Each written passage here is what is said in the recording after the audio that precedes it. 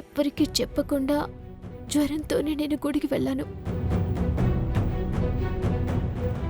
అత్యంత కఠినమైన దోష నివారణ పూజ చేసొచ్చాను.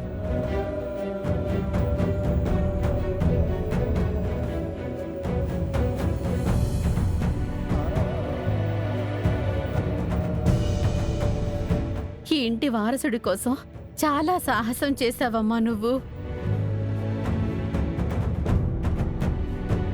విహారి, చూసావా? సహస్ర నీ బిడ్డని కాపాడుకోవడం కోసం ఎంత గొప్ప పని చేసిందో.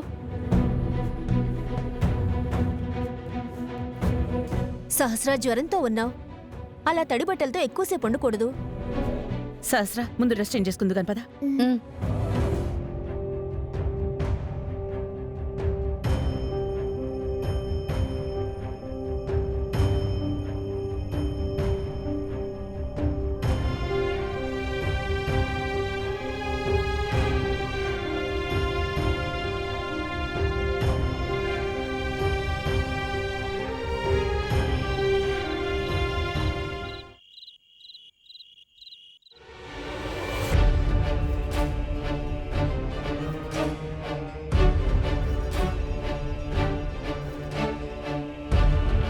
అంబిక, ఈ ఫారెన్సిక్ రిపోర్ట్తో అప్పుడెప్పుడో జరిగిన కేసుని అడ్డం పెట్టుకుని మీ వదిన్ని ఆడుకుంటే మనకేం వస్తుంది?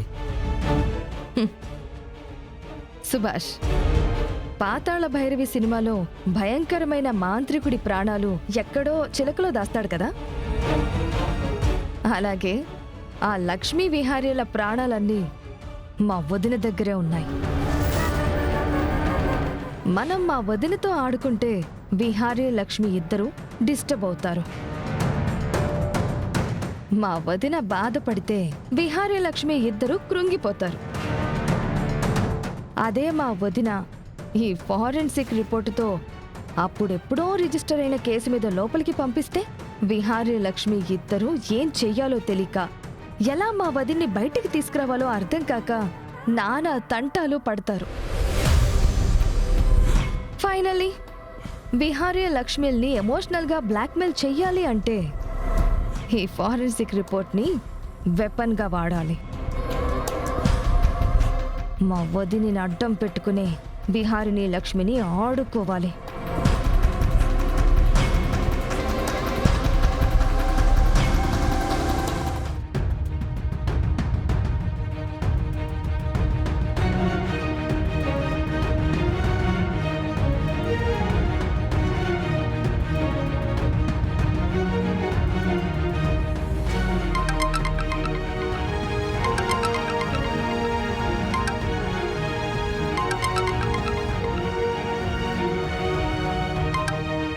రై, ఇప్పుడు మళ్ళీ ఎందుకురా ఫోన్ చేశావు?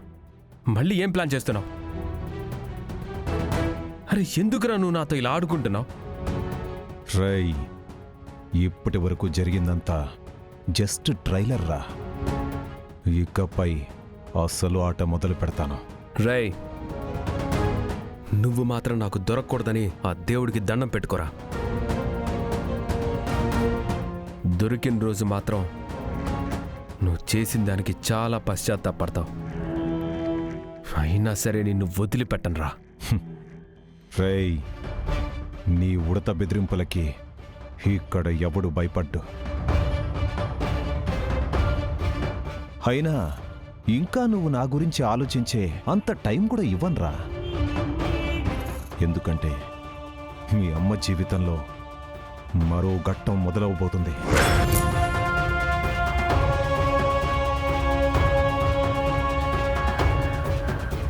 రై, నువ్వు మా అమ్మ జోలికి వస్తున్నావు. నామరూపాలు లేకుండా నాశనం చేస్తానురా. నువ్వు నన్ను ఏమీ చేయలేవు గాని నేను మీ అమ్మ విషయంలో ఏం చేయబోతున్నానో నీకొక చిన్న క్లూ పంపిస్తాను.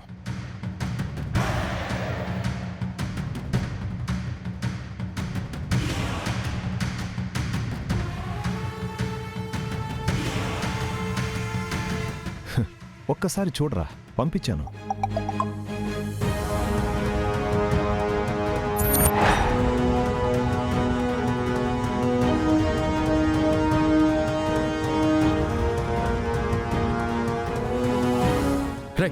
అసలు నువ్వేం చేయబోతున్నావురా?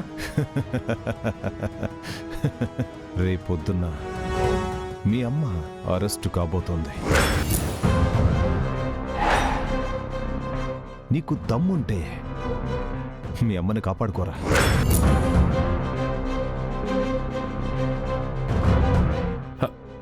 హలో,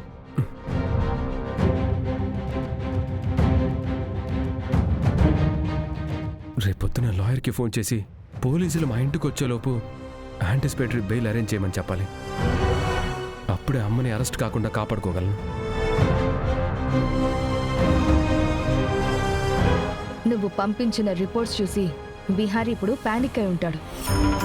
రేపు అరెస్ట్ చేస్తారని ముందే చెప్తే వాడు జాగ్రత్త పడతాడేమో కదా అంబిక.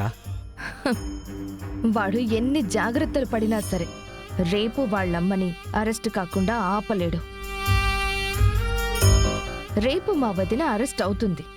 అరెస్ట్ అయిన తర్వాత విహారీ ఏం చెయ్యలేకపోవడంతో మా వదినకి శిక్ష పడుతుంది. శిక్ష పడిన తర్వాత ఆ విహారీ లక్ష్మిలు మా వదిన గురించి ఆలోచనలో ఉంటూ బయటికి ఎలా తీసుకురావాలా అని ప్రయత్నాలు చేస్తూనే ఉంటారు. అప్పుడు మనం ఆ విహారీ లక్ష్మి వాళ్ళని జాగ్రత్తగా బిజినెస్ నుంచి బయటికి పంపించేయొచ్చు.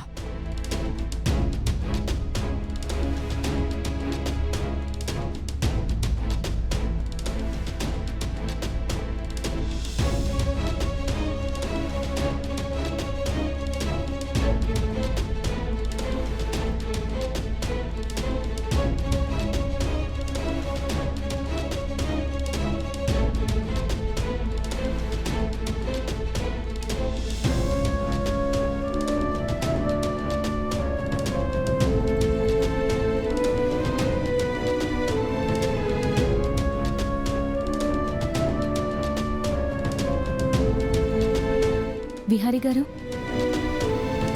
యమునమ్మ విషయంలో మీరు చాలా కంగారు పడుతున్నారు కదా? అవును కనకం, అమ్మ ఏ తప్పు చేయదు. తనకి మనుషుల్ని ప్రేమించడమే కానీ ద్వేషించడమే తెలీదు. అలాంటి అమ్మని ఆ దుర్మార్గుడు భుజంగం అరెస్ట్ చేయించడానికి ప్లాన్ చేస్తున్నాడు. యమునమ్మ లాంటి మంచి వాళ్ళని అరెస్ట్ చేస్తే ఇంకా న్యాయం ఎక్కడ బతికున్నట్లు, ధర్మం ఇంకా ఈ భూమి మీద ఎక్కడున్నట్లు విహారీ గారు? లేదు, ఏం జరిగినా ఎలాగైనా సరే అమ్మని అరెస్ట్ చేయకుండా అడ్డుకోవాలి కనకం. అవును విహారీ గారు, యమునమ్మ మాత్రం దోషిలా వెళ్ళడం చూడలేము. ఆమె కల్లో కూడా ఏ తప్పు చెయ్యరు. తప్పులు నేరాలు చేసింది ఆ భుజంగం. వాడమ్మ మీద నిందలు మోపుతున్నాడు. ఏది ఏమైనా మనం వాడి కుట్రల్ని ఆపాలి.